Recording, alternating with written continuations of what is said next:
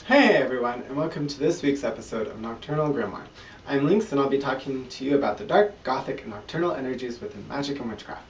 So today's topic, I'm actually going to be talking about Ostara. Now, Ostara has already passed, and so I do hope that you all had a wonderful time with your Ostara like I did. I actually spent it with my family. That was a wonderful time for me. I hope all of you were able to enjoy your Ostara just as much. Now, Ostara falls around March 20th. It can be either celebrated the day before, the day of, or the day after, just like any other Sabbath as well. So, Ostara is the arrival of spring. It's also known as the first day of spring, the official day of spring, which means that, well, the birds are singing, the grass is starting to become green, green is starting to appear, because the winter has melted and passed. And the warmth starting to come back, and the day starting to grow longer. This is also the time where the maiden goddess is said to be awakening from her sleep of death. Now, she had previously during Yule had given birth to the god. Now, that was when she was the mother and becoming the crone at the same time. This is also when she started her deep rest and her deep sleep of death throughout the rest of the winter, for she needed to regain her strength. This is now the time where the god, not being a child anymore, is now a young man or a young adolescent. So basically he's like 18, 20-ish. Maybe. I'm not entirely sure on age range because I don't do that much math in my head, because that would be a lot to work.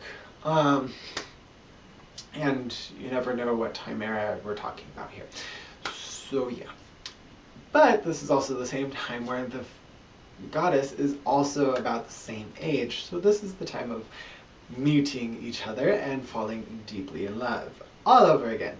This is also where they are kind of intimately sharing their love for each other.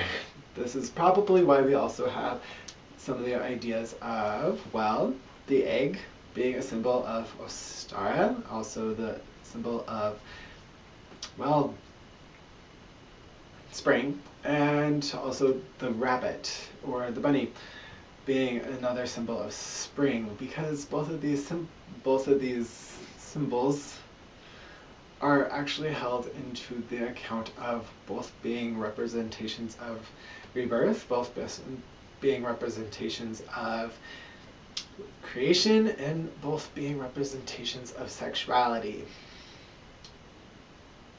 and sexual energy. So, yeah, that's fun. Fun little tidbit about the about the wonderful egg, is that the whole coloring of eggs and then hiding them for the kids to hunt for isn't kind of all that off from actual older traditions. Now, during this time, back in the olden days, this would be a great time to also go and search for wild bird eggs. Now, wild bird eggs actually come in many different colors and varieties.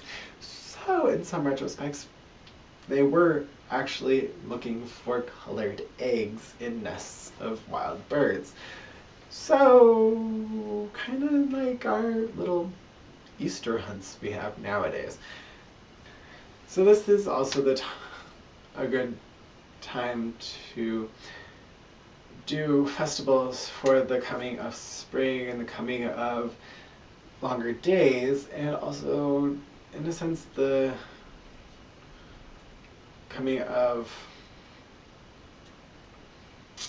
well, new life. So some of the goddesses that I have found that are actually probably good for this wonderful occasion is Ostara herself, or Istara. I think I said that right. Istara, or Ostara. I know it's Ostara. Ostara. Yeah. Anyway, she is great for the coming of dawn, spring, rebirth. She literally holds those kind of titles in what she manifests.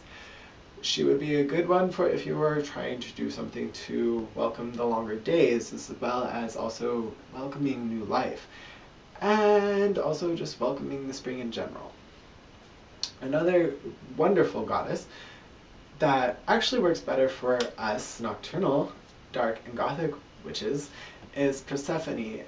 Persephone is now coming from the underworld back up to the earth, so she may spend the rest of the year with her mother.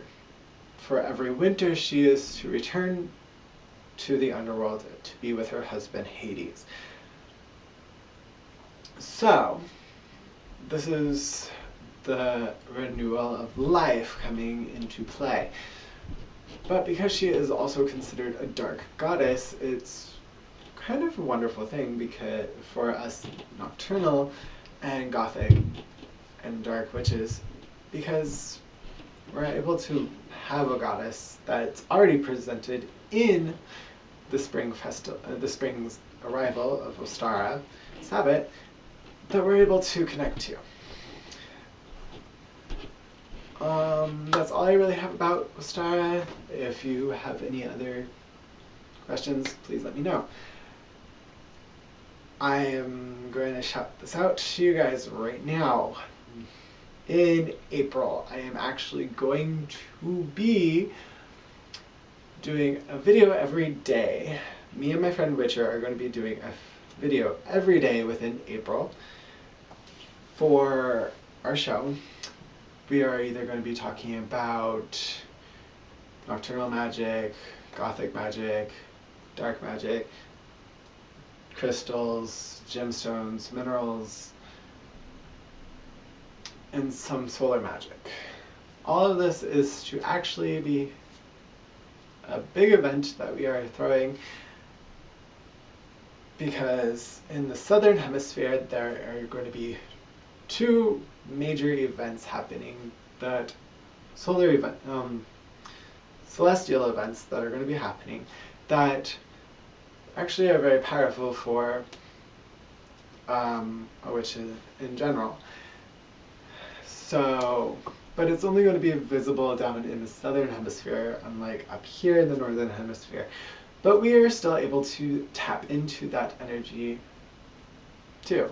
So we're going to be doing that. We actually are going to have two little tinctures that we are going to be making during this process that we're going to make a lot of, and we are actually going to be giving those to you guys, depending on whether or not we just decide to give them to you guys for watching in general, or if we actually make you guys do some stuff for it. Not sure yet. We're still working out some stuff. So be prepared for that next month, which is going to be a lot of fun, and it's going to be a lot of randomness too, because it's every day, and I have a hard time thinking of things every day. So, let alone now. I mean, I have a hard time now, let alone every day. So, yeah, that's going to be fun. Anyway, if you like this video, please like it. If you wish to see more episodes, please subscribe, because I will be having all of next month of videos. Also, please comment questions and topics you guys wish me to talk about, because I need ideas. So please comment down below. Check out my Facebook page. I will have the link down below. It's also on my main channel for here on YouTube, for you guys to find. Let's see. Oh, So this week's question for you guys is, what part of spring is probably your most favorite sign of the coming year? Is it the green grass that is starting to grow? Is it the fact that it's starting to get a little bit warmer? Is it the birds singing themselves? Please leave your answer down below because I will be reading it next week in another episode. So last week I asked you guys, what do you guys do to help boost your creative spark? I only had one reply for this, but it was my great friend Witcher, who was actually on my episode last week, who didn't give his response on what he does to help boost his creative spark either. His way of boosting his creative spark is actually looking at other pieces of artwork or reading poetry. Another form he does is also go out for a walk in nature to get inspiration. I think that's actually pretty fun. So some of my own techniques I do to boost my creative spark is actually listening to music that literally is something that has a trance-like state for me.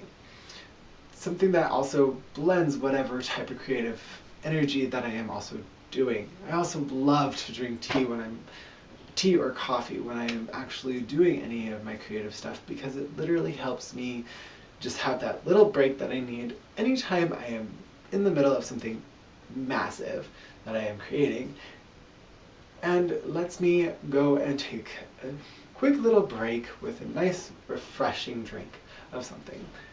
Those are my ways of doing it, and that is also Witcher's way of doing some stuff that helps boost his creative spark.